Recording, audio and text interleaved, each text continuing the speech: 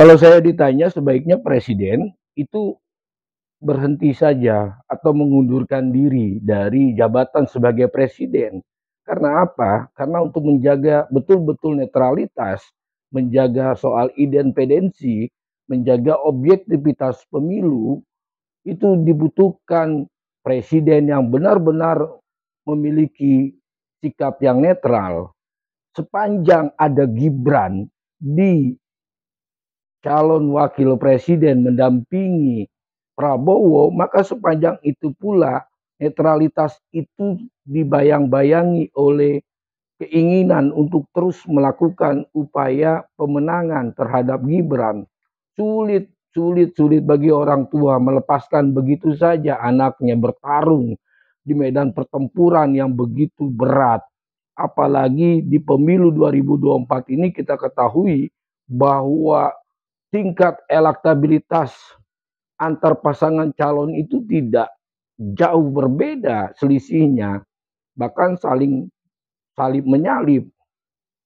Nah, kalau kita lihat misalnya di dalam pemilihan bupati, wakil bupati, gubernur, wakil gubernur, atau kepala daerah, itu kan logikanya kepala daerah harus dia mengundurkan diri dari jabatannya ketika dia mencalonkan diri kembali sebagai gubernur atau bupati atau wali kota. Nah, dalam konteks itu sebenarnya adalah upaya untuk betul-betul menjaga netralitas. Kenapa dia harus diberhenti?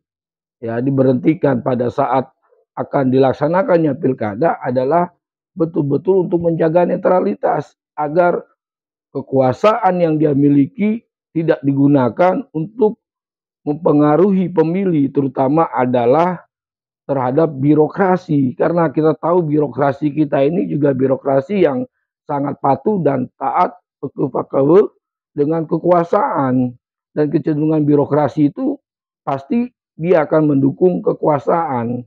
Inilah yang dikhawatirkan dengan posisi Pak Jokowi yang sebagai presiden. Nah, kalau kita mau melakukan terobosan yang progresif dan revolusioner, ya mestinya presiden itu berhenti, mengundurkan diri, sadar diri karena anaknya maju sebagai calon wakil presiden. Tapi persoalannya memang di dalam konstitusi kita tidak diatur. Di dalam ketentuan undang-undang itu tidak diatur soal keharusan dari seorang presiden untuk mengundurkan diri apabila dia mencalonkan diri kembali atau ada anaknya atau keluarganya yang maju sebagai capres atau cawapres.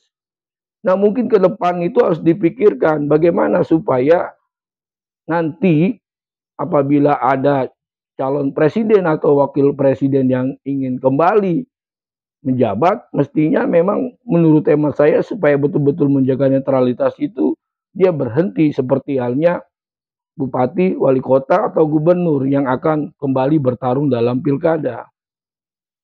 Ini yang harus dilakukan. Ini upaya terobosan hukum yang harus ditempuh. Dan tentu saja kita harus menerobos juga soal konstitusi dan undang-undang untuk mengaturnya. Tidak boleh juga kita konyol-konyol begitu saja, kan begitu kira-kira. Jadi supaya ini pemilu berjalan tidak ada lagi kekhawatiran atau keraguan atau sakwa sangka antar paslon atau antar pendukung bahwa pemilu ini tidak netral dan sebagainya, mestinya harus ada upaya untuk menjaga atau mengawal soal bagaimana seorang presiden itu betul-betul dalam posisi yang netral. Saya sendiri agak pesimis ya melihat soal netralitas dari Pak Jokowi nantinya. Karena sekali lagi posisi anaknya sebagai cawapres menuntut dia mau tidak mau harus berupaya untuk mendukung anaknya menjadi cawapres. Itu naluri dari seorang ayah atau bapak kepada anaknya. Bahkan kita sebagai orang tua kadang kita rela tidak makan demi anak kita.